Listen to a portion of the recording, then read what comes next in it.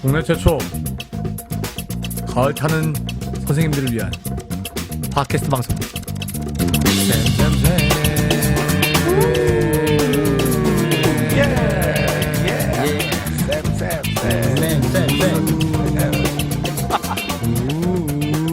야, 그거는 하지 마라. 우리. 가을입니다 선생님. 야, 참 이거 기억할란가 모르겠다, 이 드라마를. 그러니까 가을엔 저희 쌤쌤쌤이 죄송합니다. 안 되겠다, 안 되겠다. 저는 말이죠 좀 가을을 약간 좀 타는 편입니다 사실은. 아. 네, 그래서 이 가을이 되면 좀 이렇게 우울감이 좀 찾아와요 사실은. 아. 그래가지고 좀, 정신이 살짝 가는구나. 좀 아. 우울감이 찾아오고 좀 감정 기복도 좀 생기고. 네, 가을 남자죠 가을 남자. 네. 네. 조은 쌤은 좀 어때요? 예, 저는 가을 안 탑니다. 늘 긍정의 에너지만 뿜고 있지 않습니까? 예, 그래서 가을이 뭔지 모릅니다. 아니 뭐 가을 탈 시간이 어디 있어? 그쵸. 지금 학교 생활 바쁘고 지금 나 아휴, 맨날 출장 다닌다가 지금 장난 아닌데. 이 어? 메마른 인간들. 어? 예. 이 어떻게 계절의 영향을 안 받고 살 수가 있죠? 아마 우리 청취자 예. 선생님들 아마 이 방송 들으시면서 나도 가을을 타는데 공감하시는 분들 아마 대부분일 거라고 이 이상한 쌤 생각합니다. 자, 그런 의미에서 오래간만에 우리 자기소개 한번 할까요? 예? 조은 쌤? 예, 제부터 하겠습니다. 저는 인천에서 날마다 아이와 함께 뒹굴고 있는 조은쌤입니다. 반갑습니다. 반갑습니다. 네, 반갑습니다. 예, 반갑습니다. 예, 얼마 전까지 교육청에서 열심히 일하다가 학교로 다시 컴백한 나쁜 쌤입니다. 반갑습니다. 반갑습니다. 반갑습니다. 네. 예. 네. 저는 제주에서 하라는 교육을 목소리 하지 좀 않고 까지 마. 원래대로 하세요, 원래대로. 이상하게 하세요, 아, 이상하게. 짜증이 날락한다, 마 진짜. 네. 저는 제주에서 뭐 하라는 수업은 안 하고 허구한 날 이상한 짓거리만 하고 있는 이상한 쌤입니다. 반갑습니다. 아유, 반갑습니다. 반갑습니다. 예. 이 가을인데 어떻게들 지내십니까? 우리 좋은 쌤, 나쁜 쌤. 예. 예. 저는 예전에 제가 책 소개한 적 있지 않습니까? 그래서 어. 요즘 원래 가을은 뭡니까? 독서의 계절 아닙니까? 독서의 계절이죠. 네. 독서의 계절. 어. 독서의 계절인데 최근에 여행의 이유라는 책을 한 권 우연히 김영하? 예. 아시네요? 어. 예. 알죠. 이 책을 우연히 주웠어요. 아, 누가 버렸는데? 누가 어디에서 버려놨더라고. 그래서 주워서 네. 이렇게 시작하는데 여행을 떠나고 싶다는 생각을 하게 됐습니다. 네. 그래서 어. 그래서 지난주 토요일 날 제가 남이섬에 갔다 왔습니다. 남이섬에. 남이섬. 남이섬 하면 떠오르는 드라마 있지 않습니까? 아. 드라마 생각나십니까? 겨울 연사마 얘기한 건가요? 네, 연사마 지금? 그렇죠. 겨울 연가? 그건 너무 옛날 건가요? 겨울 연가가. 지금 저희 청취자 연령대 좀 생각해 주셔야죠. 네. 그 남이섬에서 아내와 함께 추억을 쌓고 돌아왔습니다. 네. 아이고야. 혹시 좋았겠네. 본인을 뭐 연사마에 비유하고 뭐 와이프분을 뭐 최지우에 비유한 뭐 이런 건 아니죠 지금? 저는 장동건, 그 네. 아내는 김태희. 요 정도죠. 예, 요 정도. 네, 나쁜 쌤 편집 자. 좀 부탁드리겠습니다. 네. 자, 저는 요즘에 학교 다시 돌아왔는데 뭐 이리 출장이 많은지. 네네. 예, 오늘도 거의 운전만 3시간을 했다. 부산 시내를 3시간. 완전히 그냥 뱅글뱅글 돌았던 것 같아. 아이고. 해운대 찍었다가 그 반대쪽에 있는 뭐 지명을 말하면 알란가 모르겠는데 장림이라는 곳에 갔다가 장림에서 다시 또 경성대, 무경대, 뭐 강안리 쪽이죠. 뭐 갔다 와 이러는 거 막 좀 피곤하더라고. 수업은 안 하고. 그러니까 말이죠. 그러니까 더 편한 거 아니, 아닙니까, 뭐. 그거? 아니 출장이 얼마나 힘든데. 오빠의 그 자율주행 시스템이 좀 됐으면 좋겠어요. 네. 그것도 괜찮지. 예. 예, 우리 이상쌤은 어째 지내요? 예, 저는 좀 이게 가을을 타고 있습니다. 아, 아, 그거는 뭐 아까 얘기했고. 버닝. 옛날에 네. 커피 탑니다. 그거 아니야? 야, 근데 오늘 시작부터 해갖고 모래시계 노래부터 해가지고 네. 좀 이제 연령책을 좀 생각해야겠다. 우리. 그러니까요. 예. 그러네요. 공감대가 지금 형성 안 될 것 같아요. 어쨌든 그 아까 조은 쌤이 책 얘기했지만 네. 저희가 옛날 과 다르게 이 서두에 이게 짤이 없어지면서 좀 재미가 없었다는 그런 얘기들이 많아요. 그래서 좀 아쉬운데 저는 최근에 영화 조커라는 영화를 봤습니다. 조커라는 영화를 보고 DC가 정신 차렸구나. 우리 DC 코믹스가 이제 마블 흉내내기 끝내고 정신 차렸구나 이제. 하면서 아주 굉장히 만족스럽게 영화를 보고 다크나이트도 다시 봐야겠다 이렇게 하면서 굉장히 인상적으로 영화를 봤던, 또 마침 또 이게 지금 할로윈 어간 아니겠습니까? 할로윈 어간이어서 인상적으로 봤던 것 같아요. 네. 그렇구나. 야, 이 뭐 오늘 뭐 그 서두짤 2개나 해주네. 네, 그럼 지금, 나도 솔직히 지금 내가 이 말을 왜 이렇게 얘기하냐면 이거 더 풀어야 돼 말아야 돼, 더 얘기를 해야 돼 말아야 돼 하다가 그냥 덕분에 그냥 봤다 참 좋더라. 요 정도까지만 하겠습니다. 네. 그럼 나 앱에 대한 얘기를 해야 돼. 살짝 얘기해줘야지. 뭐 나 여행의 이유 딱 얘기했는데. 요즘 iOS가 업데이트가 돼갖고 좋습니다. 많이 사용하세요. 특히나 사이드카, 맥북카. 훌륭한 기능이죠. 예. 저희가 이 조커와 같은 이 교육 상황에서 우리 아주 그냥 사교육이 팽배하고 있는 요런 교육 상황에서 지금 저희 방송 들으시고 또 댓글이 달렸습니다.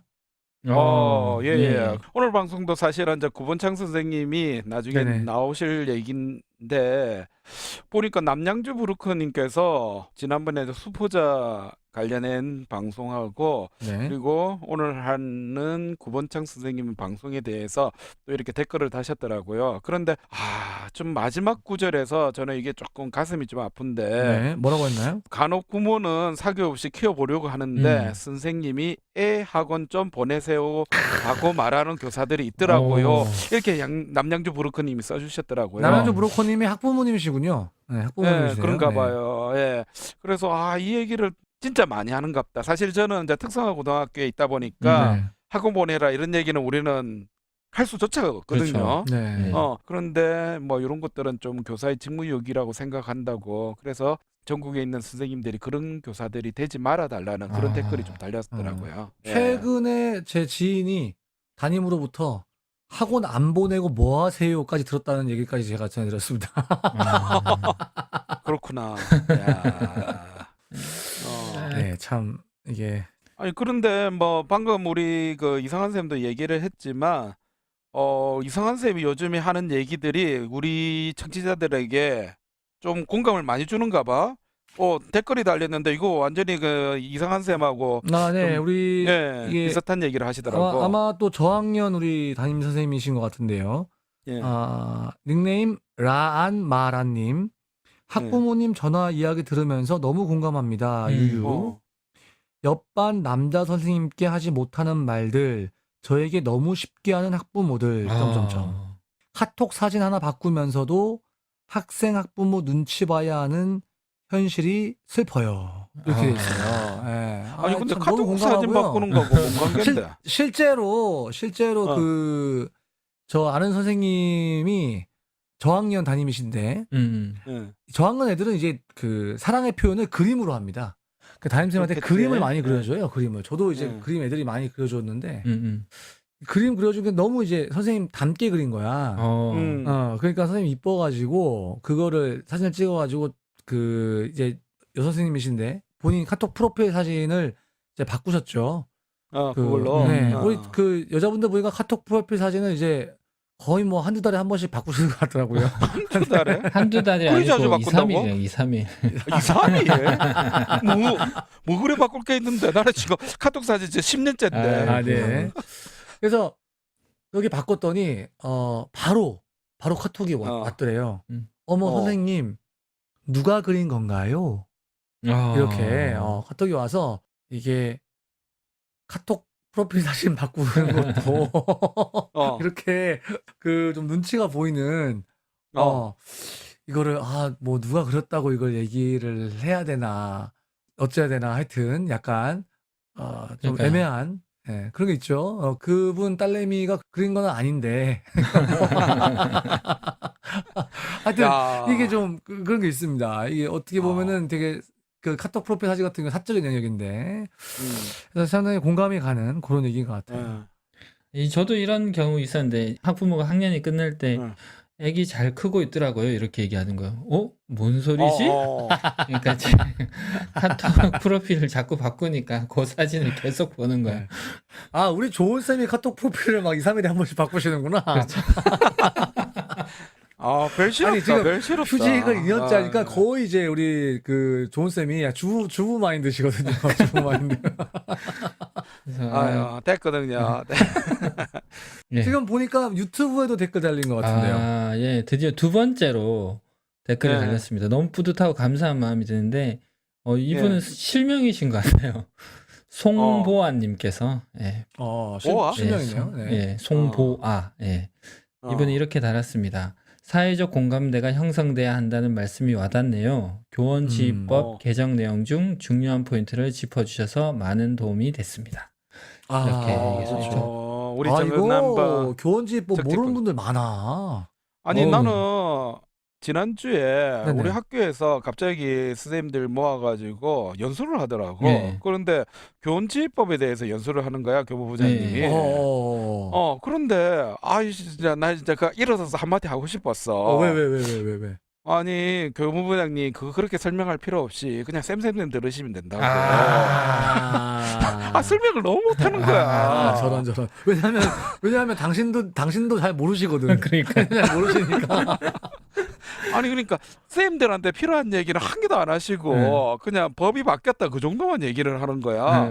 그래서 쌤들이 보면서 이거 뭐 학부법하고 뭐가 차이가 나느냐. 그렇지. 그런 식으로 또 오해를 하시더라고. 네.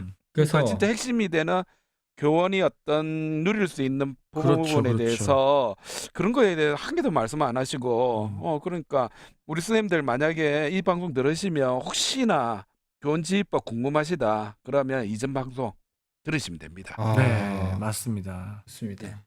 참 이렇게 댓글 열심히 달아주시는 거 보면 저희가 진짜 무일푼으로 이런 방송을 할 좀 힘이 좀 나요. 그렇죠. 네. 힘이 납니다. 네, 구독, 그다음에 하트, 또 댓글. 이거 적선한다는 마음으로 또 이렇게 눌러주세요. 저희가 웬만해서 지금 말 잘 안 하잖아요. 다른 방송들은 이런 말 겁나 하는데 저희 잘 안 하잖아요. 그만하자. 좀 눌러줘. 예. 구차하다 진짜. 좀 눌러줘. 네, 뭐 이 정도 하고요. 저희는 잠시 후에 다시 구본창 선생님 모시고 선생님, 저희 아이 학원 보내야 할까요? 그 두 번째 이야기 이어가도록 하겠습니다.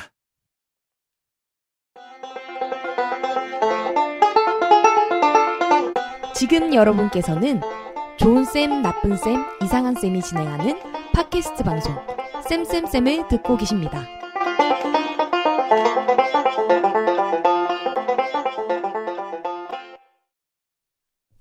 네. 지난 교사 배움 토크에 대한 반응이 굉장히 뜨거웠습니다. 그렇죠. 아마 뭔 소리야? 이런 분도 계실 수도 있지만 사실 사교육에 종사하셨던 분을 저희 방송에 모신 적이 없잖아요. 그렇죠. 방송을 들으시면서 솔직하고 시원시원한 답변, 송인수보다 나았다. 이렇게 공감하는 분들 많았습니다. 그리고 한편으로는 또 저처럼 그럼 우리 아이 공부방이라도 보내야 되나? 하고 고민에 빠진 분들도 많았습니다. 예. 우리를 혼란에 빠뜨린 그분, 우리를 헷갈리게 한 그분, 그래서 다시 모셨습니다. 사교육 걱정 없는 세상 정책국장을 맡고 있는 구본창 선생님 모셨습니다. 반갑습니다. 반갑습니다. 어때요? 두 번째 오셨는데 기분이 어떠십니까? 네, 뭐 두 번 오니까 굉장히 친숙한 느낌이고 좋네요. 네.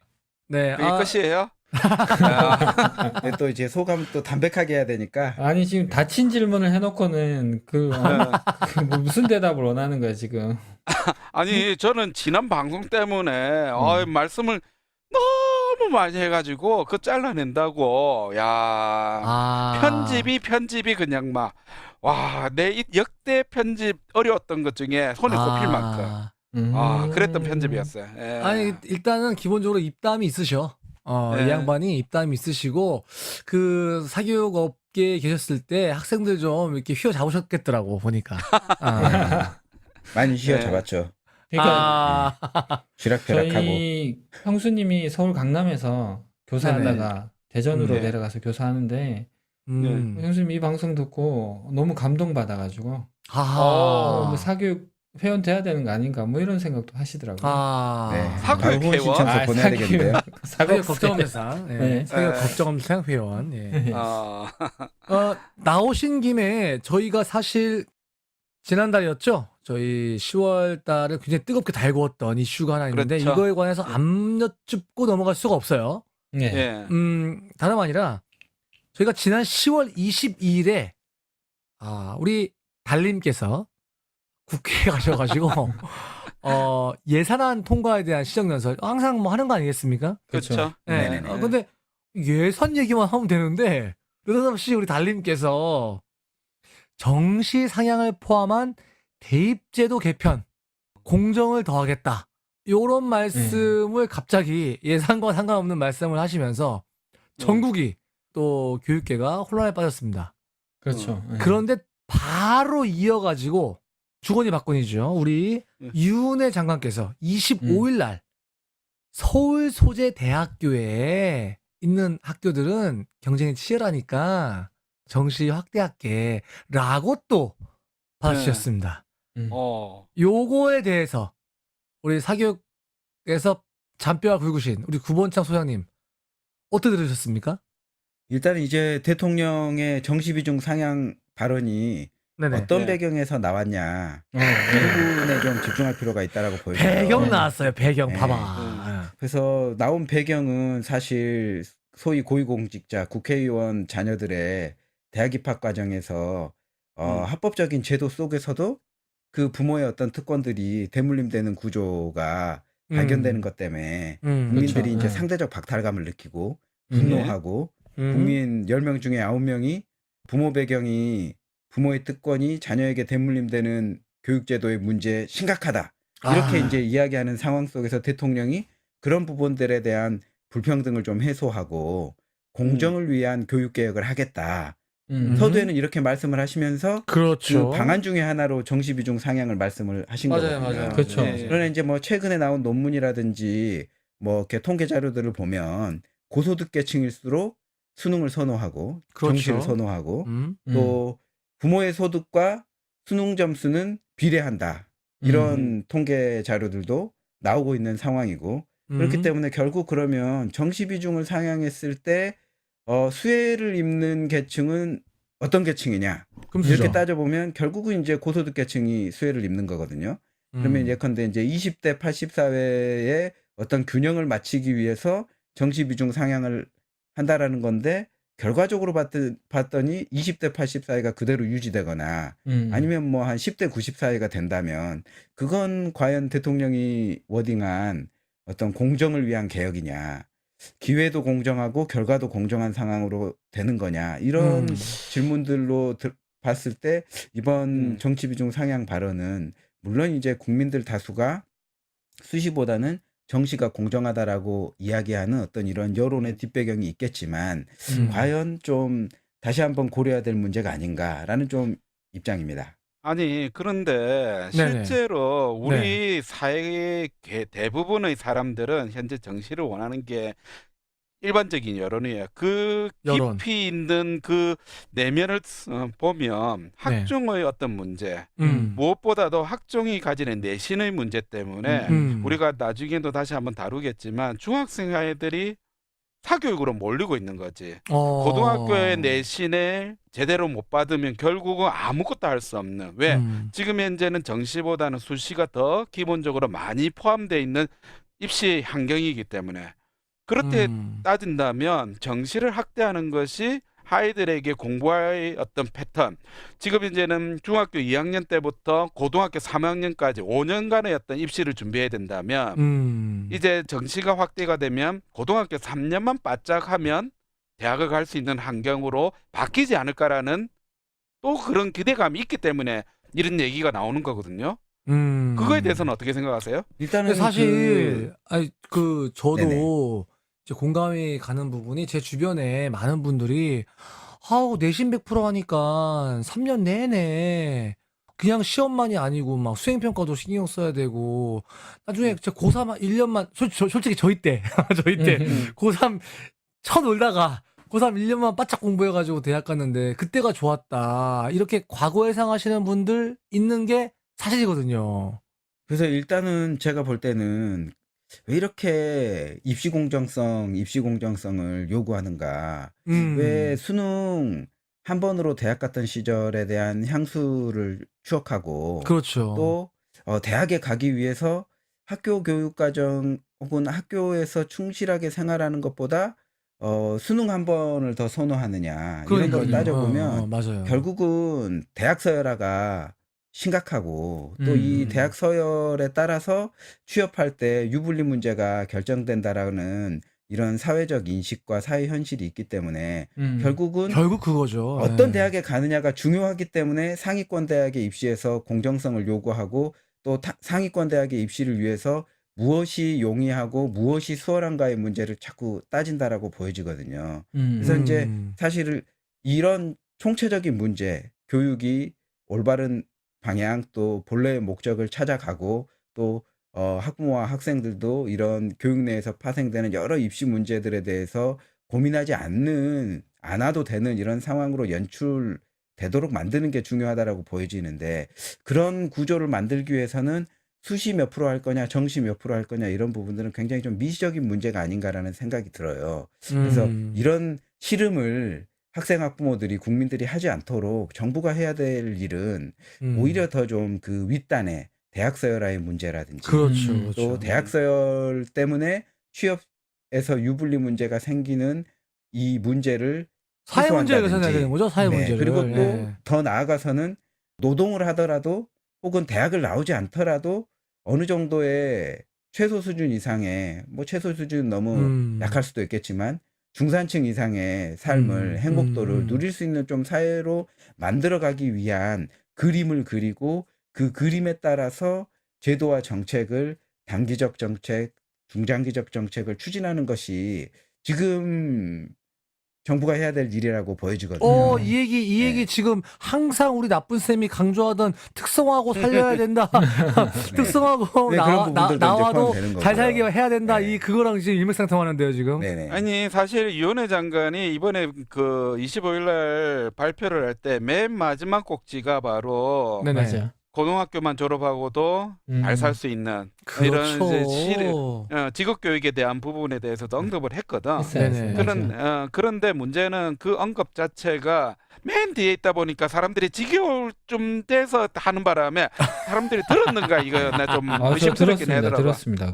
그래요? 예, 예. 예. 그리고 아니, 이제 요는 네네. 직업 교육의 문제를 상당하게 혁신을 하더라도 이게 직업 교육의 문제에서 최종 종착지가 되는 게 아니라 노동시장의 구조나 임금이죠, 노동시장의 임금. 임금 체계와 또 맞물리는 문제이기 때문에 그렇죠. 직업 교육 받고 직장 생활하는 사람은 월급 300만 원 받는데 대졸해서 괜찮은 직장 가는 애들은 500만 원 받는 구조다. 그거죠. 이러면 그거. 또 길을 쓰고 대학 가서 그 대기업 가야 되겠구나 이런 구조가 그거죠. 연출될 수밖에 없잖아요. 그래서 그렇죠. 그러니까 직업 훈련 이후에 직업 학교 이후에 노동시장에 가더라도 상당한 사회적 보상이 되는 나라로 가야 되는 것인데 그런 그렇죠. 그림까지 정부가 당장은 안 되더라도 점차 중장기적으로 보다 나은 삶으로 국민들이 생활을 영위할 수 있도록 정책을 펼치겠다. 이런 그림을 그려줘야 되는데 지금 정시 어떻게 할 거냐, 수시 어떻게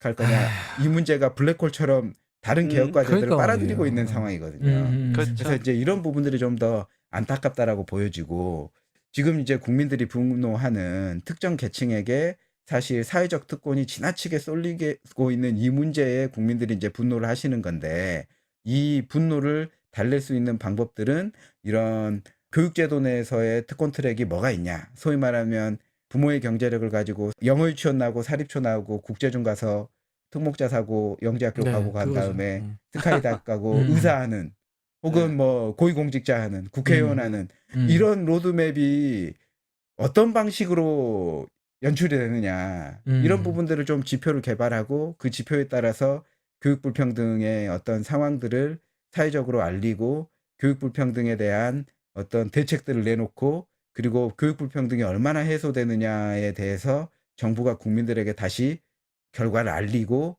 우리 사회가 과거에는 10대 1의 불평등이 있었는데 뭐 한 5년 뒤에는 뭐 7대 1의 불평등으로 완화가 되고 뭐 한 향후 20년 후에는 1대 1로 맞추겠습니다. 이런 발표들을 해야 되는 상황인데 그런 그림들이 안 보이고 있다라는 거죠. 근데 최근에 이제 영국 같은 경우에는 참. 교육 불평등 지수를 개발해내고 지표화해내고 예컨대 이제 고소득층과 극빈층에 고등교육을 받을 기회가 한 7배 정도 차이가 난다고 해요, 영국에서. 아이고야. 그래서 그 격차를 2025년까지 뭐 몇 대 몇으로 줄이고 2035년인가? 제가 이제 그렇게 봤는데 음. 2035년까지는 극상층과 극빈층의 이런 고등교육 기회의 격차를 1대1로 맞추겠다. 이런 발표를 국가가 했다라고 하니까 그래도 영국은 이제 우리도 축구만 그런 잘하는 줄 방향으로 나아가야 될 알았는데. 텐데 정시 수시 비율 논의하다가 지금 네네.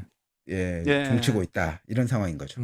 아니 뭐 그런데 제가 이번에 그 뉴스를 보면서 또 네. 한 가지가 조금 참 신기했던 게 이번 발표가 나와서 사교육이 그 업계의 어떤 주가가 상승했다라는 뉴스가 나오더라고요. 메가스터디 주가가 올랐어. 네네. 네. 그래서 지금 사교육에 계셨던 분이니까 야 이런 측면에서는 또 어떻게 보고 계신지도 잠시 이번에 좀 짧게 얘기해 주세요. 이거는. 네, 뭐 당연한 거라고 보여지고요. 작년에 사실 박준환 교육부 차관이 주요 대학에 정시 확대해달라고 요구할 때도 그런 분위기였고, 그다음에 이제 9월 2일에 사실 대입전 면제 검토라는 발언을 대통령께서 하시면서 네. 이게 저 정시 확대가 아니냐라고 언론 음. 보도가 나면서 그때도 메가스터디 등등의 교육 주가들이 상승했거든요. 음. 그러니까 야. 사실 뭐 교육 이슈에 대해서 뭐 대통령 워딩 한마디 나오면 사교육 폭증은 예견된 참사로 이어질 가능성이 매우 높은 거죠. 아니 우리도 아유. 주식 삽시다. 나쁜 쌤. 우리도 주식 하나 사자. 그렇게 어? 주식 사면 근데 장관을 못 합니다. 메가스터디 네. 주식 좀 사자 우리도. 장관 못 한다니까. 교육부 장관 해야지. 장관 안 할래 나는. 장관 얘기 나와서 왔는데요. 이거 마지막으로 하나만 여쭐게요. 25일 날 우리 유은혜 장관이 이건 또 약간 서울 소재 대학만 정시를 상향하는데 그 비율은 나중에 얘기해 줄래. 이렇게 얘기했거든요.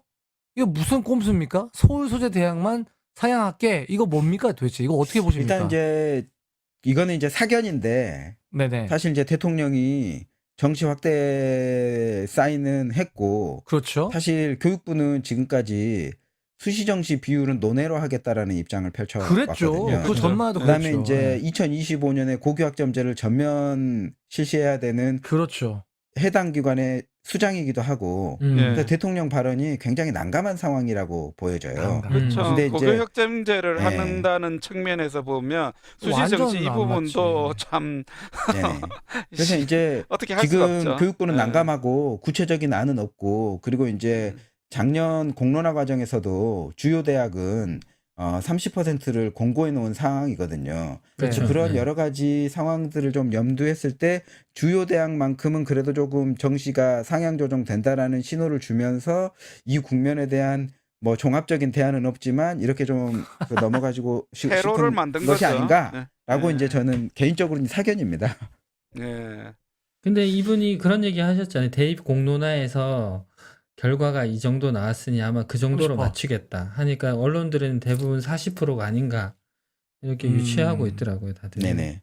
근데 네. 이제 그것도 문제가 되는 게 한 40% 선으로 상위권 대학의 정시 비중을 맞추면 수시에서 정시로 이월되는 인원이 발생하기 때문에 이 소위 서울대학 같은 경우에는 뭐 현재도 수시에서 정시로 이월되는 인원이 많으면 한 12% 적으면 한 7, 8% 되거든요. 그러니까 정시 비중이 실제로는 더 높아지겠지. 예, 그러니까 더 실제로 높아지는 거죠. 50%가 넘겠다는 거죠. 그러니까 40%로 상향했다 그러면 50%대로 상향 조정되는 상황이 연출된다라고 봐도 틀린 말이 아닌 상황이 되는 거죠. 그러면 이제 입시 실적에 민감한 고등학교 같은 경우에는 교육과정 편성이라든지 또 실제 학생들의 수업 배치는 수능 과목 위주로 돌릴 수밖에 없는 구조가 돼버리는 거니까. 그게 당연히 중학교에 영향을 미치고 예. 뭐 이렇게 아까 우리 선생님 말씀하셨지만 중학교부터 고등학교 내신을 대비하기 위한 사교육이 지금 상당하다 이런 말씀하셨지만 그 상황이 이제 뭐 40% 선까지 오른다고 하면 중학교 때부터 수능 대비하는 사교육 시장이 들썩이는 상황으로 바뀌게 되는 거죠. 자, 그래서 많이 나왔으니까 저희가 오늘 사실 이 얘기하려고 모신 게 아니에요, 저희가. 얘기하려고 모신 게 아니에요. 지난 방송 때문 이후에 선생님, 우리 아이 학원 보내야 하나요? 툴을 지금 준비하고 있는 겁니다, 저희는. 그래서 그때 시간 짧아서 마무리 못했습니다. 우리 그 이야기를 한번 자연스럽게 한번 이제 중학교 사교육 문제로 한번 넘어가 볼 텐데요. 이름하여 선생님 우리 아이 학원 보내야 하나요? 중학생 편이라고 좀 봐도 되겠습니까? 지난번에 좀 초등을 중점적으로 말씀을 드린 것 같고요. 네네. 그다음에 이제 중학생 편으로 네. 좀 본격적으로 넘어갈 수 있을 것 같습니다. 제가 지금 예. 귀를 쫑긋 세우고 있습니다. 제가 지금. 예. 예. 아, 그러니까 이상한 쌤은 전편과 2편이 다 해당되는 거네요. 네, 다 해놨답니다. 예. 그래서 제가 지난 방송 혹시 잘 못 들으신 분이나 이런 분들을 위해서 지난 방송 간단하게 그래도 요약 한번 하고 넘어가면 핵심이 초등학생의 경우는 현행 학습이 제일 중요하다. 예, 진도 따라가는 것이 제일 중요하다라고 강조하셨고, 예, 그리고 선행학습 효과는 없다, 초등학생은. 그래서 초등학교 3학년 때부터 반복해서 중학교 3학년 때까지 공부를 해도 중학교 3학년 되면 다 까먹는다. 그러니까 선행 효과 없다. 예. 예, 그러니까 학원에서 하는 문제풀이식 학습은 단기 기억에는 저장되지만 중장기 기억에 저장되지 않기 때문에 말짱 도루묵이다. 이런 얘기 하셨습니다. 그리고 복습과 현행학습을 따라가시는 것이 중요하다. 그래서 현행학습입니다. 아, 그렇죠. 현행학습. 네. 따라가는 게 중요하고 따라서 EBS 교재, 학습지 가지고 부모가 하루에 30-40분 정도 학습할 수 있도록 도와주는 방식이 좋고 그래서 학습 습관을 형성하게 만드는 것이 중요하다. 근데 그렇죠. 여기서 마지막에 한마디 했던 게 맞벌이 부분 그러면 어떡하냐 했을 때 학원에서 가면 선행학습을 많이 하니까 학원보다는 현행학습하는 복습하는 공부방이나 그런 데 가서 자기 진도에 맞는 학습하는 게 더 효과적이다. 초등학생 경우 이렇게 딱 솔루션을 주셨습니다. 맞아요. 예. 예, 기억나시죠 다들? 아주 정리를 깔끔하게 잘하신 것 같습니다. 아니, 자, 지금 느낌이 지금 소장님도 자기가 무슨 말 했는지 기억 못 하시는 느낌인데 못 지금. 아니죠. 저는 이걸로 이제 강의하면서 밥 벌어먹고 살고 있는 사람이기 때문에 아주 저의 이 멘트를 일목요연하게 잘 정리하신 것 같습니다. 지난주에 제가 멘트는 횡설수설한 것 같은데 아니 근데 뭐 좋은 쌤이 맨날 그 방송 다시 듣기 안 하던다더만 이번에는 그러니까. 좀 한 것 같아. 다시 그러니까. 들었습니다. 2번 들었습니다 제가. 아니 그러면 이제 뭐 초등학교는 됐고 이제 중학교로 이제 넘어가 봐야 되겠는데 사실 지난 방송에서 학원들이 어떤 불안 마케팅 이런 것들을 이용해서 그렇죠. 학부모를 좀 자극한다고 했었는데 그렇죠. 몇몇 부모님들과 저도 좀 얘기를 하다 보니까 네. 또 다른 또 불안 요소가 하나 더 있더라고요. 학교에서 선행학습을 조금씩 해오는 것을 기준으로 해서 학교 선생님도 진도를 나간다. 아, 중학교 이거 문제야. 중학교 선생님들 진짜.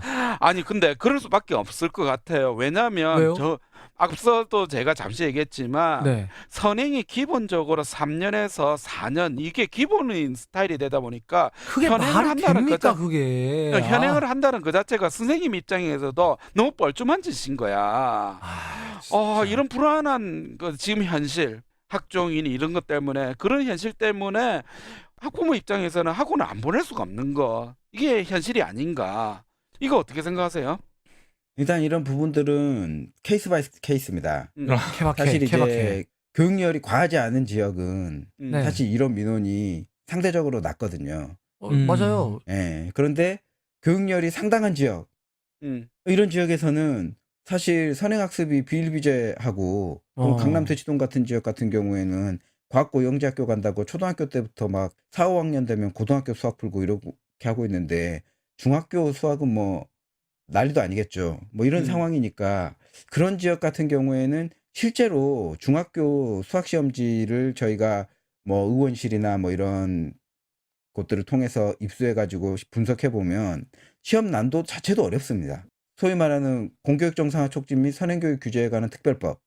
예, 저희는 이제 약칭 선행교육 규제법이라고 부르는데 선행교육 규제법을 위반하고 있는 거죠. 그런 학교들이 있고 학교 시험이 어려우니까 당연히 학원 보내서 선행학습을 해야 된다. 뭐 이런 상황이 연출되는 구조들도 있거든요. 그러면 이제 이런 지역이 다수냐 아니면은 교육과정 정도 수준 내에서 시험을 출제하고 수업도 진행하는 곳이 다수냐 이런 부분들을 보면 실제로 이제 그렇지 않은 곳이 좀 더는 다수라고 보여져요. 그런데 이제 카더라 통신이 확장되면서 통신. 저쪽 동네는 그런다는데 이런 부분들도 있다라고 보여지거든요. 그래서 물론 선행학습을 많이 하고 온 아이들이 있는 지역 또 선행학습을 누구라도 하고 오면 선행학습을 하지 않은 아이들은 피해를 보는 상황이 연출될 수밖에 없거든요. 그래서 이런 부분들은 학교에서도 더 좀 관리를 할 필요가 있지 않겠는가. 그래서 뭐 이렇게 사실 공교육정상화법 내에는 뭐 이렇게 강제 조항은 아니지만 책무성 조항으로 선행학습을 전제하지 않고 교육과정을 운영하도록 교사의 어떤 책무성을 강조하는 조항도 있긴 한데 이런 부분들은 일단 학교 내에서 좀 자정될 필요가 있을 것 같기는 하는데 그렇다 할지라도 선행학습을 하고 온 아이들이 지난주에도 제가 말씀드렸지만 중학교 교육과정을 완벽하게 소화하고 오는 게 아니거든요. 예.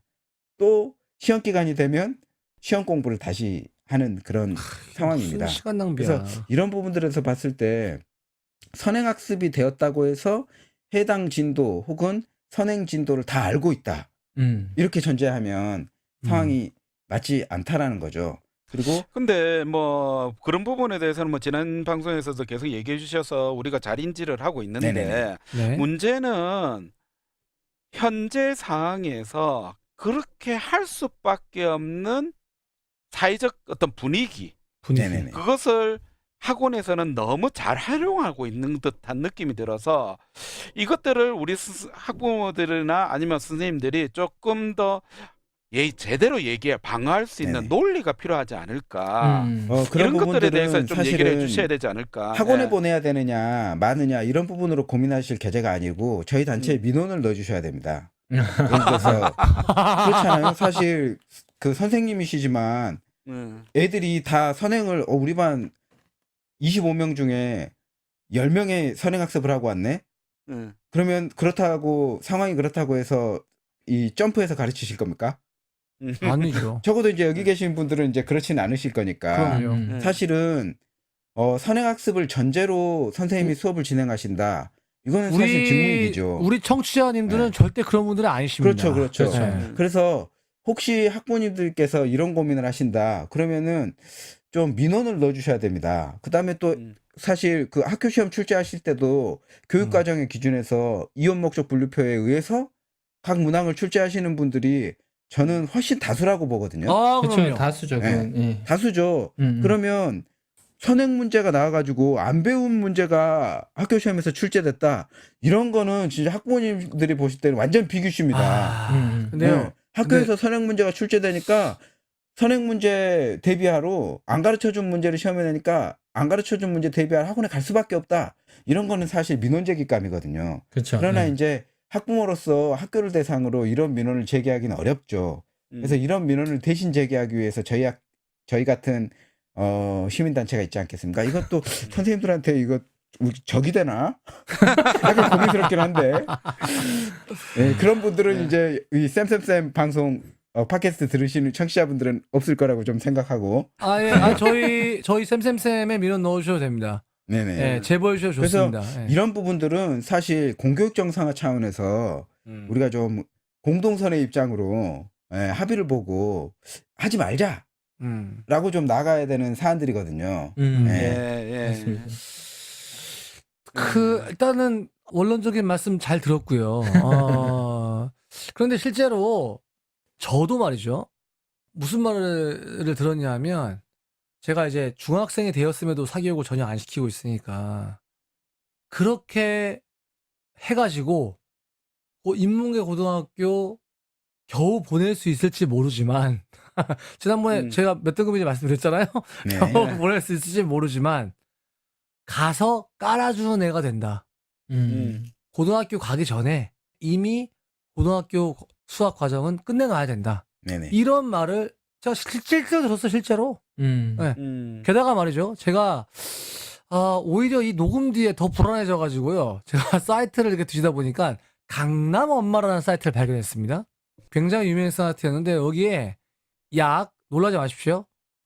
11만 2천여 개의 학원에 대한 리뷰가 실려 있는 사이트였습니다. 어이구야. 깜짝 놀랐습니다. 알짜배기네. 네, 깜짝 놀랐어요. 조은쌤, 여기에 나와 있는 Q&A 하나만 좀 읽어주시죠. 보니까 수학 학원은 언제 보내야 할까요? 라는 질문에 굉장히 많은 사람들이 답을 달아놨더라고요. 예. 깜짝 놀랐어요. 혼자서 집에서 하는 중입니다. 4학년이고요. 내년부터 수학이 어려워진다는데 다들 선행은 하시나요? 저만 이러고 있나요? 이렇게 질문하셨어요. 그랬더니 밑에 학원은 전문적인 시스템을 갖추고 있습니다. 학원 관계자 같아요. 그리고 혼자 집에서 열심히 하고 잘한다는 생각을 했는데 학원 나가니까 좌절하는 경우를 봤대. 그래서 일단 한번 학원 가서 내 아이 실력 테스트로 점검해 보는 게 좋을 듯 해요. 이런 말도 있고 교과 단원 진도를 다지는 것이 중요하니 교과 맞춤 학원을 알아보시는 게 중요할 듯 해요. 이런 교과 얘기도 맞춤 있고 학원. 지난번에 방송 나왔던 대답인데 아이를 영재고나 과고를 보내실 생각이시면 4학년부터 보내면 좋을 것 같아요. 이런 얘기도 있었습니다. 생각보다 부모님들이 굉장히 불안해한다는 느낌을 이거 받았거든요. 그래서 저 이 댓글 보면서 궁금한 게 생겼거든요. 앞에 댓글이 이런 거 있어요. 학원 시스템 잘 갖춰져 있어요. 교과 맞춤 학원 이런 말이 있는데 시스템이 정말 잘 갖춰져 있는가? 그리고 교과 맞춤 학원이라는 게 존재하는가? 그리고 영재 과고 보낼 때 4학년부터 준비해야 하는가? 이건 이런 질문이 생기더라고요. 네네. 기본적으로 선행학습하면 사실은 또 교과 이야기가 나왔기 때문에 네. 이거는 이 수학학원의 경우의 예입니다. 네, 수학. 예, 수학학원의 경우의 예이고 또 수학 같은 경우에는 좀 위계가 명확한 교과 아니겠습니까? 학문이죠. 그런 네. 학문이죠. 그러니까 당연히 그렇죠. 이제 교과 중심이죠. 그리고 각 학년별로 배워야 될 내용들을 놓치면 다음 단원을 넘어갈 때 어려워. 학습 진행이 어려운 과목이고요. 그러니까 이제 계속 이제 복습이 필요한 과목이거든요. 그런데 이제 여기서도 나왔듯이 선행을 언제부터 하면 좋겠느냐, 또 학원을 언제부터 보내야 되느냐. 대부분이 이제 학원에 대해서 이제 고민하는 시기는 부모님들께서 이제 집에서 학습지나 아니면은 엄마표 수학하다가 네네. 이제 내가 우리 아이를 가르칠 수 있는 한계점에 봉착했을 때, 그렇죠. 예, 대부분 이제 문자화식이 나오기 시작할 때, 네모칸에 나도 무엇을 넣을지 모르기 시작할 때, 그 다음에 이제 고학년이 되면서 방정식에 대한 개념이 스멀스멀 나오기 시작하면서 X가 나와. 네네. 이때부터 이제 위기의식을 느끼고 이제 엄마표는 좀 힘들겠네 하고 아이를 이제 학원을 알아보기 시작하는 거거든요. 그렇죠. 지난주에 이제 많이 제가 설명을 드렸지만 학원의 프로그램은 기본적으로 현행 절반, 선행 절반 정도를 걸치고 간다.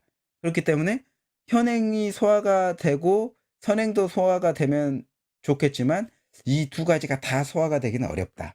그러면 이제 부모님이 이런 학원에서 아이가 학습하는 패턴을 잘 관찰할 수가 있어야 되는데 이제 학원에 왜 보냈냐면 이제 아이를 비전문가인 내 손을 떠나서 전문가의 손으로 넘기고 싶어 하기 때문에 학원을 보내기 시작하거든요. 그러면 이제 돈을 주고 전문가의 손에 넘겼기 때문에 그때부터 이제 사실 엄마 관리에서 학원 관리로 완전히 주도권을 넘겨주시는 상황이 연출이 되거든요. 그렇죠. 주도권을 넘긴다.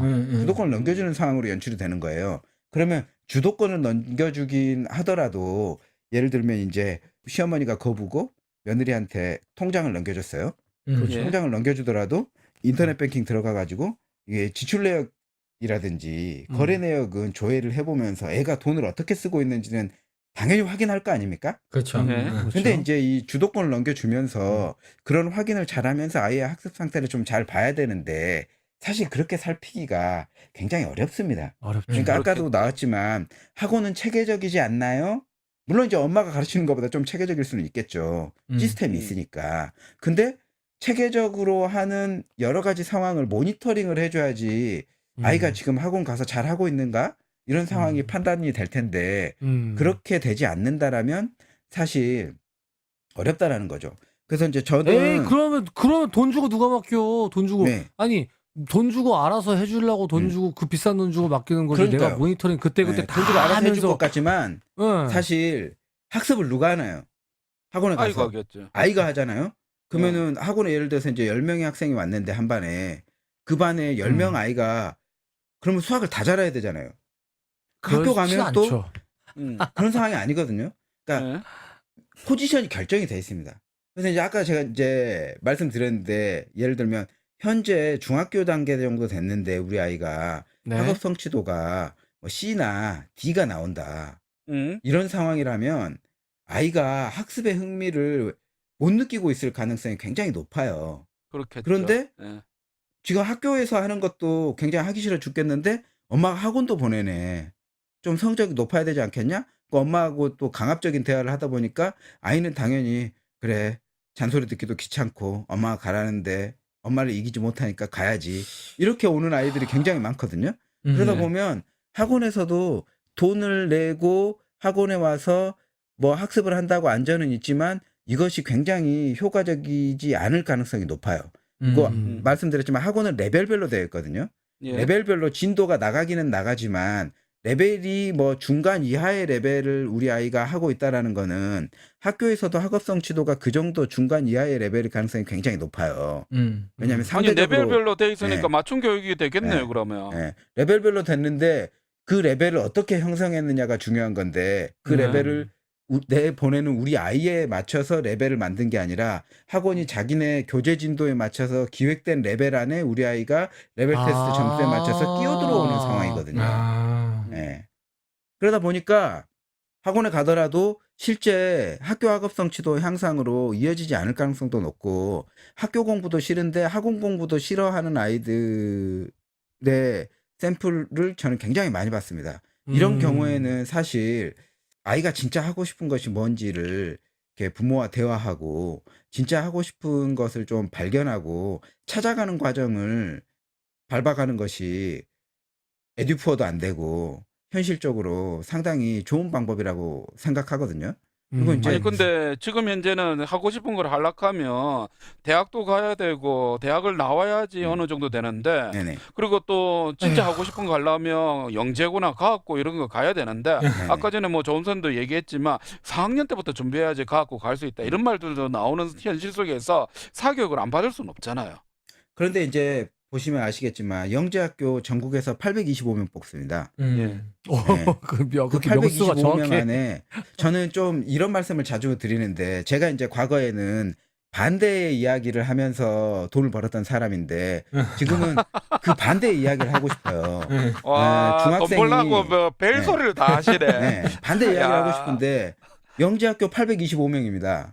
예. 과학고 전국에 20여 개 있어요. 과학고도 학년 정원이 한 120명 정도 됩니다. 그러니까 20개 있어봐야 그게 몇 명입니까? 뭐 계산 안 영재학교 되시죠? 과학고 합쳐봐야 3,000명도 안 됩니다. 전국에 우리 애가 3,000등 안에 들 가능성이 높습니까? 3,000등 안에 못 들 가능성이 높습니까?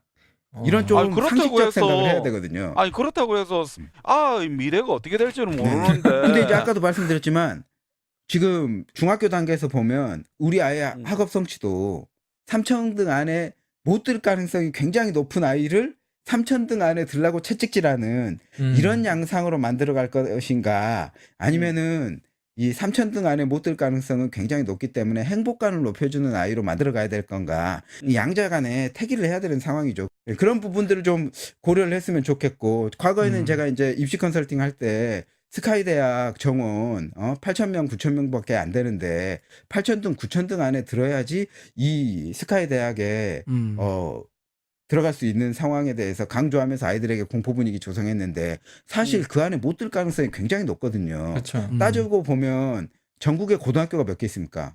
많은 걸로 알고 있어. 네. 나는 많은 걸로 특성화 알고 고등학교 있죠. 숫자밖에 그러면은 몰라. 예, 뭐 이렇게 전국의 고등학교가 뭐 이렇게 1,500개 있으면 그 1,500개에 평균적으로 8반 있다고 칩시다. 음. 예. 네. 그러면 각 반의 1등만 스카이 대학 갈 수 있는 상황이거든요. 그렇죠. 그러면 이제 반에서 꼭 1등 해라. 이렇게 이야기하는 꼴이 되어지는데 뭐 이제 사실 팩트는 반에서 1등도 못 가죠. 예. 이런 상황인데 왜냐하면 고교 서열화가 돼 있어가지고 서열화된 대학에서 다수 포지션을 차지해 버리니까 이런 상황인데 뭐 그런 상황 속에서 아이들에게 막 이렇게 성적 강요하고 몇 등 안에 들어야지 너의 목표를 이룰 수 있지 않겠니? 이런 부분들은 굉장히 비합리적이고 비생산적인 논리 아니, 근데 있는 뭐 구조라니까요. 지금 이제 예를 서울대라든지 뭐 서울에 네네. 있는 어떤 그런 상위 레벨 그 얘기를 하셨지만 지금 네네네. 이제 우리 중학교 그 학부모님들이라든지 그다음에 또 중학교 선생님들의 또 걱정이 뭐냐면 네네.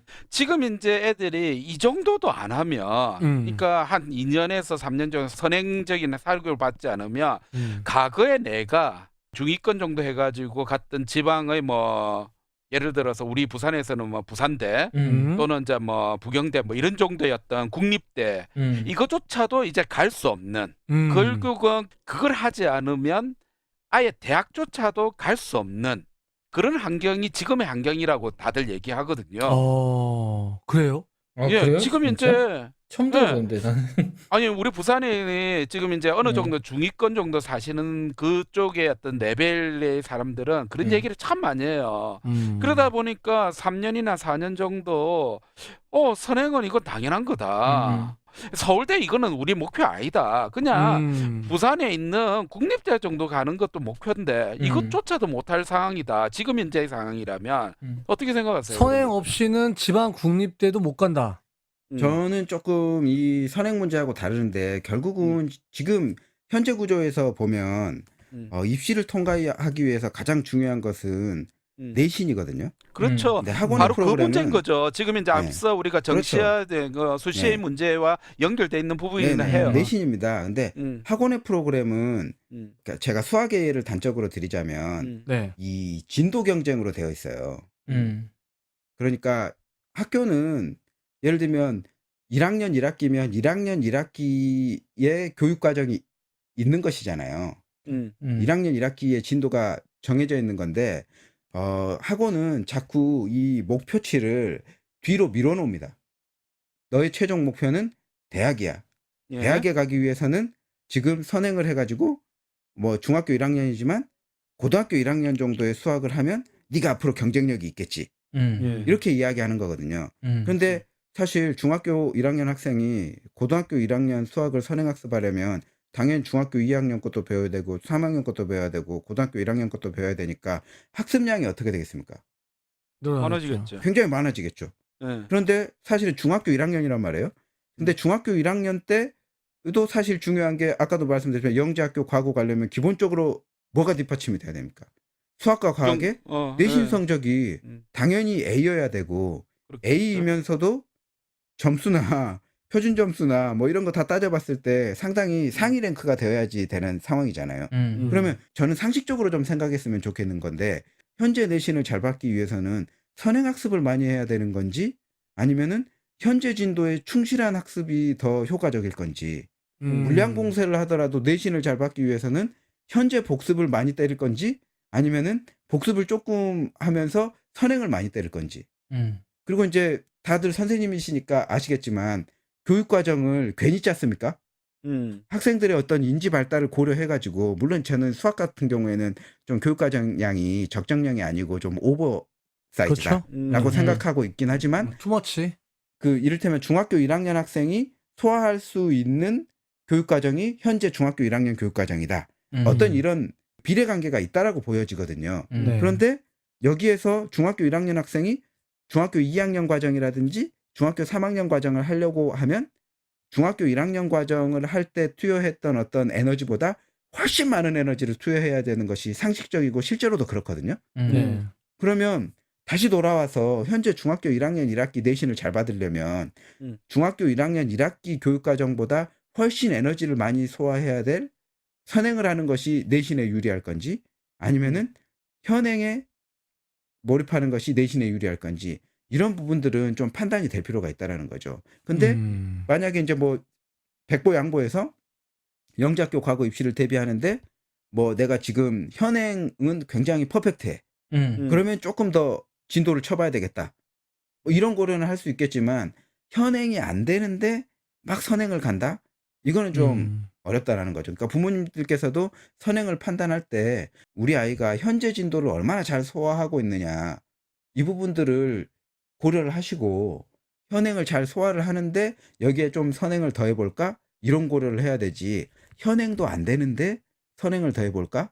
이거는 좀 잘못된 선택이 될 수 있겠다라는 부분들에 대해서 말씀을 드리고 싶고 뭐 현행 소화 잘하고 그다음에 중학교 1학년인데 중2 거 소화 잘하고 중학교 1학년인데 중3 것도 소화 잘하고 중학교 1학년인데 고1 것도 소화를 잘하고 그러면 다 해야죠. 와. 그게 진짜 영재 아니겠습니까? 천재. 뭐 그렇게 좋습니다. 좀 선택을 하시는 게 맞다라고 보여지고 현실적으로 봤을 때 중학교 1학년인데 3년 4년 선행을 하는 것이 독이고 실제로 그렇게 소화도 안 되고 제가 이제 뭐 과거에 특목반이 학원에 존재할 때에 특목반 아이들 가르쳐 보면 자기들끼리 물어봐요. 야, 너 특목반인데 학교에서는 지금 특목반 올 만큼 내신 나오니? 이렇게 물어보면 아니라고 해요, 애들이. 학교에서 가면 내가 땡땡학원의 특목반이야 이렇게 이야기하면 애들이 콧방귀 껴요. 이런 애들이 사실 비율상 더 많거든요. 그러니까 하하. 현재 위치를 좀 정확하게 파악하는 것이 학원 선택에 있어서 가장 큰 관건이겠다. 예. 예, 이런 부분들을 좀 다시 한번 강조를 드립니다. 예. 자, 근데 오늘 사실 방송은 그 중학교 교사하고 학부모를 위한 그 중학교 편 아닙니까? 그렇죠. 그렇죠. 그래서 예. 학교 초에 이렇게 학부모 상담이 왔어. 그런데 이 음. 학생이 B와 C 등급 그러니까 한 7, 80점 정도 되는 학생이 학부모가 애매하네요. 찾아왔습니다. 근데 찾아와서 이런 질문을 하는 거죠. 선생님, 저희 아이 국어, 영어, 수학 학원 보내야 할까요? 라는 이런 질문을 하는 경우가 종종 있습니다. 거의 매 학기마다 이런 학생이 있는데 이런 질문을 할 때 대부분 부모님은 학원을 보내라는 말을 듣고 싶거나 아니면 더 좋은 학원을 알아봐 달라. 음. 혹은 선생님 좀 선수 똑바로 같아요. 가르쳐라. 이런 선생님 여러 똑바로 가지. 가르쳐라. 네. 좀 어디- 신경 써 달라, 그렇죠. 선생님. 어. 야, 웬만하면 학원 안 보내고 싶은데 좀 신경 써 주세요. 이런 뉘앙스죠? 그렇죠, 그렇죠. 그럼 이때 선생님들이 어떻게 대답해야 될까요? 요게 사실 좀 오늘 아니, 키포인트 조쌤, 아닐까. 네. 조쌤 네네. 이거 그러지 말고 내가 중학교 학부형이잖아. 우리 바로 그냥 저 상황극으로 한번 가보죠. 우리 선생님들 도움 되게. 괜찮으시겠습니까, 구부장 선생님? 예, 괜찮습니다. 괜찮으시겠습니다. 예. 자, 제가 이제 한 3등급 정도, 3, 4등급이죠. BC 정도 받는 그런 애예요. 그러니까 이거는 학업 진도를 아예 못 따라간다고 볼 수는 없는 거잖아, 이 정도 애들은. 그렇죠. 더 잘하고 싶은 상황인 네, 거죠. 그렇죠. 그런 상황입니다. 자, 선생님, 저희 아이가 요번에 성적표 받아왔는 거 봤는데, 좀 애매해서 저희 아이 좀 영수학원 좀 보내야 될까요? 어떨까요? 지금 우리 상한이가 네네. 제가 성적대를 보니까 네네. BC 정도, 그러니까 한 7, 80점 정도 왔다 갔다 하고 있어요. 속상해 죽겠어요, 어머니 참, 선생님. 속상하시겠어요. 조금만 더 하면 그러니까요. 90점, 100점 맞을 텐데. 그러면 얼마나 좋아. 그러니까요, 엄마도 선생님. 뿌듯하고. 네. 그래서 제가 또 신경을 쓰자니 아이들이 너무 많고 또 방과후 프로그램이라든지 이런 거를 내 마음대로 만들 수 있는 것도 아니고 조금 어려운 상황인데 네, 이럴 줄 알았어. 이럴 줄 알았어. 문제는 우리 상한이한테도 좀 네네. 물어봐야 될 것 같아요. 상한이한테요. 지금 네. 7, 80점 정도 맞는데 좀 더 공부를 잘하고 싶은 의욕이 음. 있니? 욕구가 있니? 그럼 어. 엄마가 좀 지원을 해주마. 어.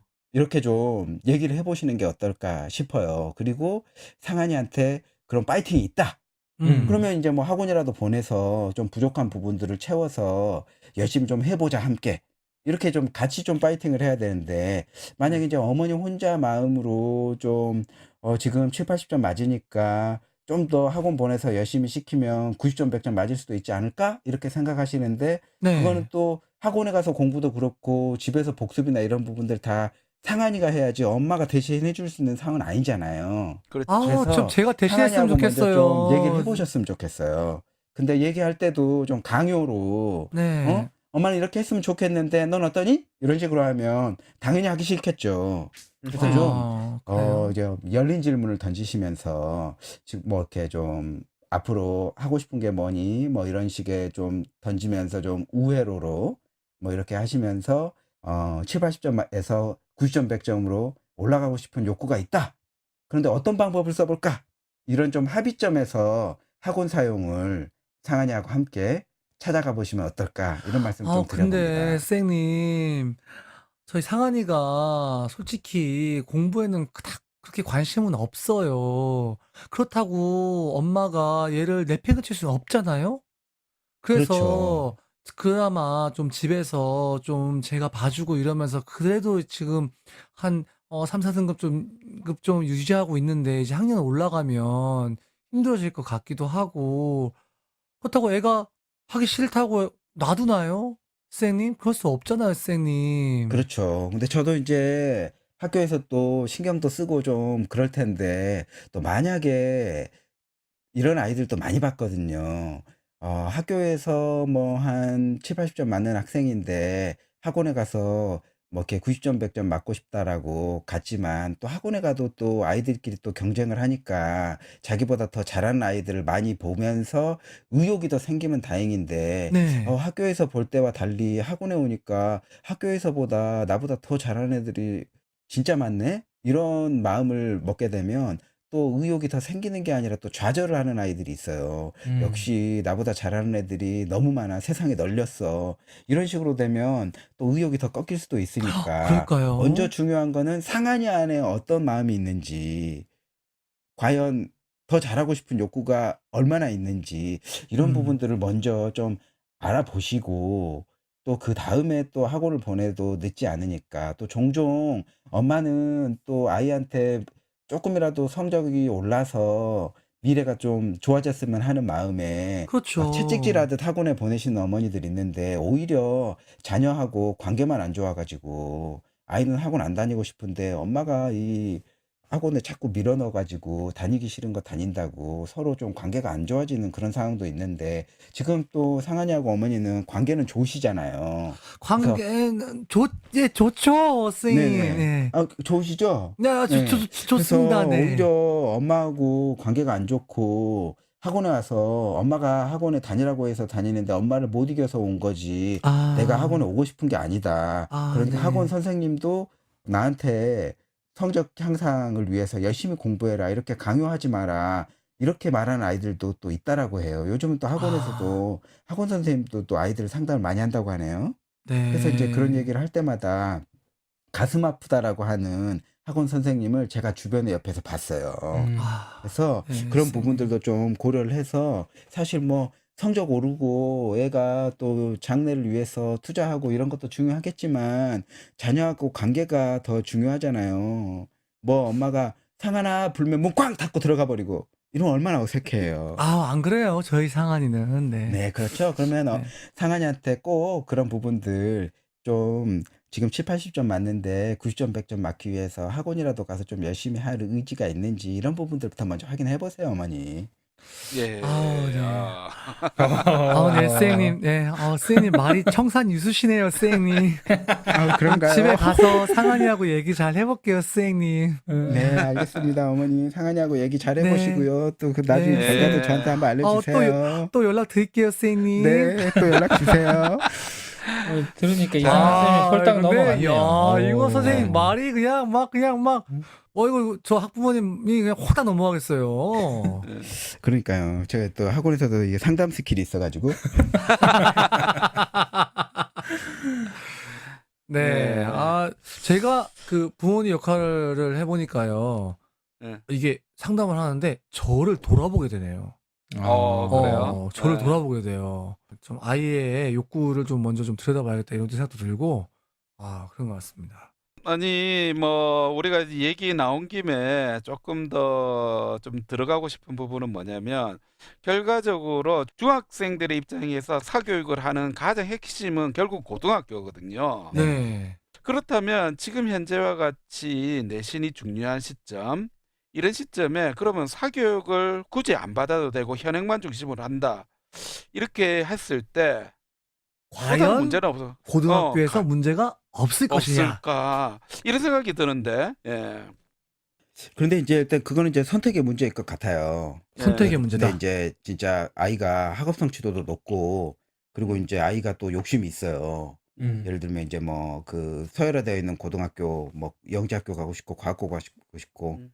전국 단위 자사고 가고 싶고 뭐 이런 욕심이 있으면 현실 속에서 남보다 앞서야 되는 상황이고 남보다 빨리 남보다 여러 번 앞선 진도를 반복해야 된다라는 어떤 불안이나 강박이 있는 상황이기 때문에 이 그쵸. 강박과 불안을 해소하기 위해서 사교육을 이용하는 것을 절대 하지 마라. 이렇게 이야기할 수는 없을 것 같고 또 특히 이제 영재학교나 과학고 입시 같은 경우에는 입시를 준비하기 위해서 어느 정도 선행학습과 지금 입시 대비 사교육이 필요한 상황이거든요. 그래서 이제 그런 부분들에 대해서 좀 말릴 수는 없는 상황이고 현실인 것은 맞는데 문제는 자녀에게는 그런 동기나 욕구가 에너지가 없는데 사실 이제 옆집 엄마들이 있잖아요. 예를 그렇죠. 들면 이제 그렇죠. 우리 아이하고 성적대가 비슷해. 근데 이제 옆집 엄마는 이렇게 영재학교 보낸다고 막 치맛바람을 엄청 불고 있어요. 그러면서 이제 나를 자꾸 건드리는 거지.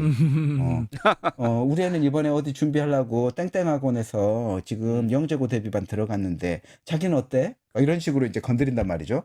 그럴 때 이제 엄마는 이제 게이지가 확 올라와가지고 애한테 가서 상한이는 영재학교 준비한다는데 너는 학교 성적만 좋으면 뭐하니? 고등학교는 일반고 갈 텐데 막 이런 식으로 나오면 아, 우리 사실 부장님 연기도 잘하시네. 네. 이제 부정적인 상황이 연출이 되니까 사실 이제 그 자녀의 선택 물론 이제 제 주변에는 엄마 아빠는 말리는데 자녀가 가고 싶어가지고 막 또 그런 집들도 있어요. 근데 그런 집들은 좀 상황이 낮긴 해요. 왜냐하면 내가 투자를 해줄 거냐 말 거냐 이런 문제만 부모가 결정하면 되는데 자녀는 지금 가만히 무풍지대인데 엄마가 지금 바람이 막 들어가지고 막 강요를 하는 상황이 연출될 때는 분명히 이제 한쪽의 스트레스가 한쪽으로 증폭될 수밖에 없는 이런 구조가 될 수밖에 없거든요. 그래서 그래 이번만 내가 엄마 소원 들어준다 뭐 이런 방식으로만 가더라도 그나마 좀 나은데 이게 이제 입시 경쟁 스트레스로 자녀에게 막 이렇게 가중이 되는 상황이 연출되면 그거는 좀 부정적 상황이 진행될 수도 있다라고 보여지거든요.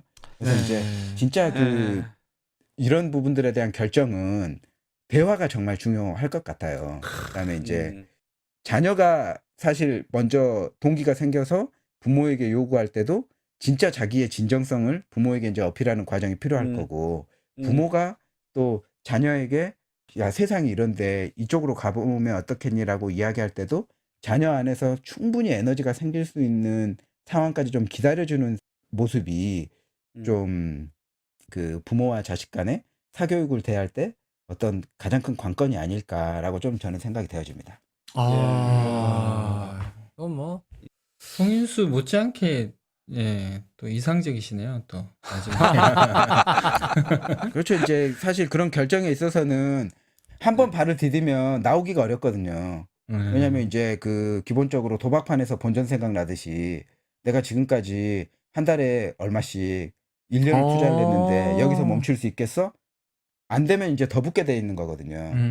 예를 들어서 이제 뭐 2년 선행하는 학원 보내고 있는데 신통치 않은 것 같아. 그러면 더 비싼 학원으로 명품 사면 더 빛나겠지. 이런 느낌으로 이제 투자하게 되니까 그런 부분들은 심리가. 사실 가성비나 여러 가지 면에서 봤을 때 떨어질 수도 있고 또 그것으로 성공을 못하면 이제 사실 세컨 찬스가 대학이 있는 거잖아요. 그래서 이제 예를 들면 이제 고입에서 성공은 못했지만 고입 때 많이 노력을 했으니까 이 노력한 게 대학에서 한번 빛을 발해주겠지? 또 하면서 이제 또 사교육 투자하지만 그것도 이제 성공할 가능성과 그 실패할 가능성이 어느 정도는 정해져 있기 때문에 실패했을 때는 또 굉장한 또 이렇게 심리적인 내가 나락으로 떨어질 내가 수 있는 부은 돈이 상황이기 얼만데. 때문에. 네. 예. 네, 아 이거 뭐 오늘도 이거 뭐 편집 어렵겠습니다. 예. 네, 지금 사실상 준비한 질문을 다 못하고 지금 방송을 마무리해야 될 시간이 된 것 같은데요. 예. 시간 관계상 줄일 수밖에 없겠습니다. 뭐 네. 아쉽다는 건 뭐 다음에 또 모시겠다는 의미와 직결되는 건 아닙니다. 저희는 늘 청취율에 왔다 갔다 한다는 거. 예. 네.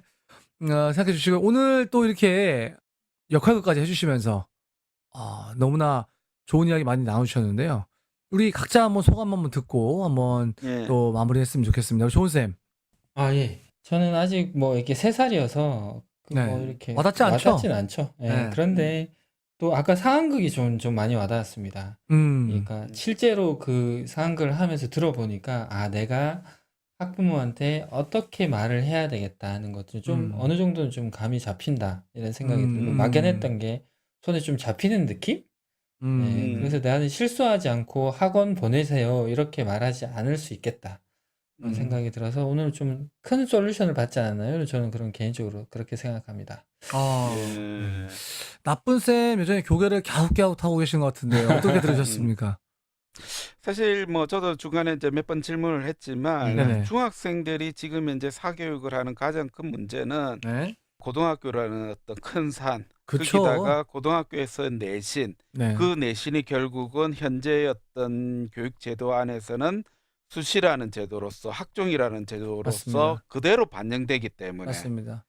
이런 어떤 악순환의 고리가 과거에는 뭐 고등학교 한 3학년으로 끝났지만 지금에는 이제는 중학교 2학년, 많게는 뭐 지난 방송에도 얘기했잖아요. 초등학교 4학년까지. 네. 이러다 보니까 결국은 이 고리 자체가 지금 이제 너무 이제 얽히고 설켜 있다. 결국은 이걸 푸는 것은 직업 정부가- 교육뿐이다. 그 얘기는 아니고 이것을 풀 수 있는 거는 결국 이제 정책을 입안하는 사람들. 사실은 저는 이번에 유은혜 장관이 나와서 얘기했던 것 중에 한 가지, 네네. 그래도 학종의 어떤 문제에 대해서 진짜 대대적인 개혁안을 한번 만들어 보겠다라고 얘기를 했는데, 사실 기대는 안 되지만 그래도 기대를 한번 해보려고요. 네. 근데 이것이 완료된다면 조금이라도 이 악순환의 고리가 조금 끊어지지 않을까, 좀 이런 좀 바람이 있고요. 뭐 아까 전에 뭐 이상한 쌤이 얘기했지만 지역교육이 잘 되면 이거 한 방에 끝입니다. 네. 예. 네, 감사합니다. 네, 사실 저희 제주도 같은 경우에는요, 대입보다 고입이 더 어렵다는 말이 왕왕 나오는 지역입니다. 네, 그만큼 인문계 고등학교가 수가 적고 굉장히 상향 평준화되어 있고 특별히 자사고 특목고 같은 학교가 없는 지역이다 보니까 고입이 상당히 더 중요해서 이 중학교 사교육이 굉장히 많이 이루어지고 있는 그런 지역인데요. 사실 저는 이 방송 되게 학부모 마음으로 진행했습니다. 네, 그래서 약간 역할을 하면서도 좀 저를 좀 돌아보게 되는 그런 시간이었던 것 같은데요. 네, 소장님 오늘 두 번째 방송이었는데요. 어떠셨습니까? 네, 아직도 제가 그 속에 있는 이야기들을 다 못 쏟아내지 않았나. 다음을 또 그러기도 예고하시네 하는데요. 또. 네, 방송 또- 욕심 있으셔. 방송 욕심. 네, 또 오늘 또 YTN 뉴스 하고 왔기 때문에 그런데 일단은 그 사실 현실 속에서 학부모님들께서는 불안하고 많이 갈등하고 그리고 굉장히 옆집 엄마가 어떻게 액션을 하면 그 액션을 나도 하고 싶고 배 아프고 이런 상황들이 굉장히 많이 연출이 됩니다. 그리고 그 결정 하나하나가 내 자녀의 미래와 행복과 직결될 수 있다라는 생각을 하면 당연히 그렇게 그렇죠. 사교육 시키고 귀엽죠. 싶고 보내고 싶고 이것을 통해서 우리 아이가 행복해진다라면 부모 마음이 뭔들 안 하고 싶겠습니까? 근데 이제 고려해야 될 것은 아이가 잘 됐으면 하는 마음에 이렇게 돈도 투자하고 또 사교육을 선택을 했는데 오히려 그것이 아이에게 스트레스로 작용한다거나 또 오히려 그것이 자녀와의 관계를 악화시키는 요인이 된다거나 이런 선택은 사실 돈 쓰고 화를 얻는, 그래서 어떤 분은 돈을 주고 불안을 산다. 이런 말씀을 하셨는데 돈을 주고 불안을 산다. 야, 뭐 이렇게 이거 사교육이란 것이 어록이네. 그런 기제가 될 수도 있는 거거든요. 그리고 실제로 저도 집에서 아이가 뭐 하고 싶다고 뭘 보내달라고 네. 이야기를 할 때 진짜로 우리 아이가 그것을 하고 싶은지 몇 번 묻습니다. 그리고 아이가 또 한 달 다녀보더니 이거는 그만 다니고 싶다. 그럼 과감하게 또 끊습니다.